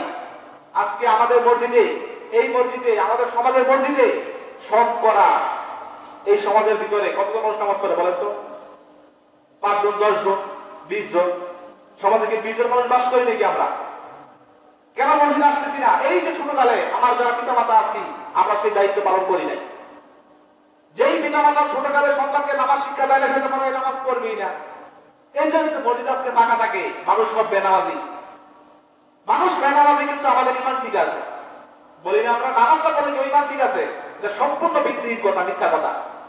যারা সালাম না করে তার ইমান নাই। কি করে ইমান থাকে? সালাম নাই আপনার। এই যে ছোটকালে আমরা নামাজের শিক্ষা দেয়নি আমাদের পরিবারকে, আমাদের সন্তানদেরকে, সেই কারণে আমাদের সন্তানটা খারাপ হচ্ছে, সালাম করতে পারতেছে না, সালাতের মধ্যে আগ্রহ হচ্ছে না। তাহলে 10 বছর বয়স হলে তাকে সালাত শিক্ষা দিতে হবে। তারপরে হচ্ছে তাকে শিক্ষা দিতে হবে ইয়া বুনাইয়া লা তুশরিক বিল্লাহ ইন্না শিরকা লা যুলমুন আযীম। হে বুনাইয়া, হে আমার আদরের সন্তান, হে আমার বৎস, তুমি শিরক করো না। তুমি শিরক করো না। যদি তোমাকে জ্বালিয়ে দেওয়া হয়, তোমাকে পুড়িয়ে দেওয়া হয়, তারপর তুমি শিরক করবে না। আজকে আমরা কতজন আমাদের সন্তানদেরকে শিরক সম্পর্কে শেখাচ্ছি? আমরা কতজন আমার সন্তানদেরকে করা থেকে আমরা বিরত রাখতেছি। শিরক আমরা নিজেরাই চিনি না। শিরক এত বড় অপরাধ, শিরক এত বড় অপরাধ, ইন্নাহু মাইশুক বিল্লাহি ফাকাদ হারামাল্লাহু আলাইহি জান্নাহ ওয়া মা'হুন নার ওয়া মা লিয-যালিমিন আনসার। যে ব্যক্তি আল্লাহকে শরীক করবে তার জন্য জান্নাত হারাম হয়ে যাবে, তার থাকার জায়গা হবে জাহান্নাম। সুতরাং সন্তানকে আমাকে শিরক সম্পর্কে শেখাতে হবে। ইয়া বুনাইয়া আকিমিস সালাহ, হে আমার আদরের ছেলে সালাত কায়েম করো। আজকে আমরা কত জন আমাদের সন্তানকে সালাত শিখাই? হে আদরের সন্তান, তুমি আদর্শ চরিত্রবান হও। হে আদরের সন্তান, তুমি মানুষকে গালিগালাজ করো না, মানুষের সাথে ঝগড়া করবা না, মানুষকে দিনদার প্র্যাকটিস করবা। যেই পিতামাতা দিনদার তার সন্তান দিনদার হয়, এটাই অধিকাংশ ক্ষেত্রে আমরা দেখি। আর যেই সন্তান দিনদার না তার পিতামাতাও দিনদার না।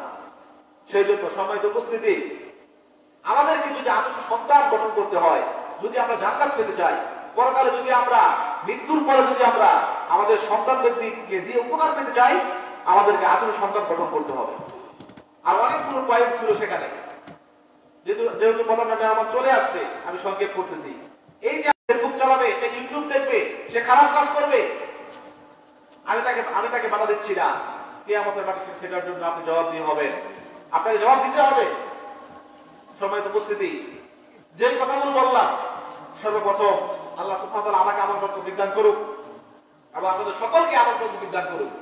এবং আজকে যিনি মারা গেছেন, আল্লাহ তাকে কবরের আযাব মাফ করুক, তাকে জান্নাতবাসী করুক।